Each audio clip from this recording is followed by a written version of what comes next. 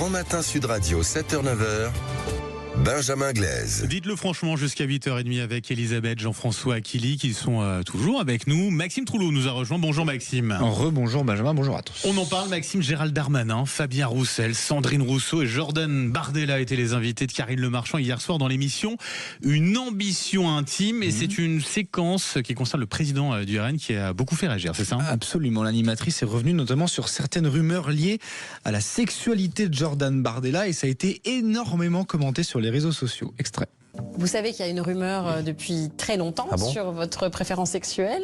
Pourquoi est-ce que vous n'avez jamais répondu à cette rumeur d'homosexualité ? Je suis hétérosexuel, donc je peux vous dire le contraire pour vous faire plaisir. Mais est-ce que vous comprenez cette espèce de fantasme qu'il y a où il y a « mais c'est sûr, il est gay ». Ah non. Il n'y a pas l'ombre. Non, pas du tout. À un moment donné, il va falloir sortir une personne, publiquement. Si vous voulez vous marier, faire des enfants. Mais c'est pas simple. Non. Moi, j'ai toujours cherché à protéger ma vie privée. Voilà, Jordan Bardella, quelque peu gêné par cette séquence, on l'entend, mais c'est donc la première fois, Benjamin, qu'il éteint ces rumeurs sur son homosexualité. Elisabeth Lévy, est-ce que ça intéresse les Français ? Est-ce que ça vous intéresse de savoir que Jordan Bardella est hétérosexuel ? Alors, si ça m'intéresse ou si ça intéresse les Français, nous devrions réprimer cet intérêt et non pas y céder. Donc, vous voyez bien ce que je veux dire, c'est-à-dire que tout le monde aime les ragots, quoi qu'on en dise, la médisance et tout cela, quand c'est pas trop grave, sont des activités tout à fait agréables. Non, je plaisante. C'est évidemment. Mais si vous voulez, vous voyez bien que les précieuses ridicules, tout cela, si vous voulez, on passe son temps à parler les uns des autres. Mais, moi, je voudrais simplement proposer à tous les politiques, que ce soit Emmanuel Macron ou qui que ce soit d'autre, une phrase qu'il devrait sortir assez fréquemment, et je pense que les gens admireraient cela, c'est « de quoi vous mêlez-vous ? Cela ne vous regarde pas ». Alors vous me direz, à ce moment-là, vous n'allez pas chez Karine Le Marchand, puisque elle vous prend pas, c'est pas, vous savez très bien que vous allez pour parler de votre vie personnelle. Mais moi, personnellement, je sais que je suis minoritaire et à contre-courant, je serais pour un quasi blackout sur la vie privée. Mais évidemment, vu l'industrie qui prospère avec la vie privée des people et tout ça, je n'ai aucune chance de gagner. Jean-François Aquili, techniquement, pour ce rebondir, déballage, finalement, voilà. Alors, techniquement, pour rebondir sur l'extrait qui a été diffusé par Maxime. Il doit plaire aux gays, ça c'est possible. Non, mais je pense que très peu de monde avait entendu parler de cette rumeur, mis à part les milieux parisiens autorisés. Ça y est, désormais, ça devient une rumeur publique globale qui fait l'objet de commentaires.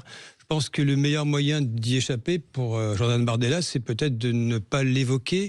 Quant à l'exposition de la vie privée des personnalités politiques... C'est pas lui politiques, qui l'a évoqué. Non mais, nous sommes d'accord, mais c'est que si vous allez dans ce type d'émission, vous êtes sûr de vous exposer à quelque chose de très personnel.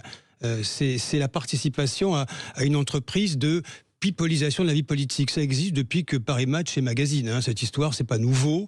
Aujourd'hui, il y a une forme d'intensification avec le phénomène de l'info continue, des réseaux sociaux et du reste. Si vous n'aimez pas ce type d'émission, vous savez qu'il existe un moyen très simple. Vous coupez, vous fermez, vous ne regardez pas. Non, mais c'est autre chose. Si on a des personnalités politiques comme ça qui participent à cette émission, c'est qu'elles y trouvent un intérêt. Jean-François, oui. Je suis désolé. Évidemment que si on vous offre une place juste derrière le trou de la serrure, la plupart des êtres humains vont la regarder. La question est de savoir s'il est légitime que maintenant tout le monde exige de tout savoir. Par exemple, sur la sexualité des politiques. Eh bien, non. Par ailleurs, je corrige un tout petit peu ce que j'ai dit pour vous le soumettre. Il est vrai aussi que le pouvoir a fatalement une dimension romanesque, personnelle. Le pouvoir n'est pas exercé par des machines.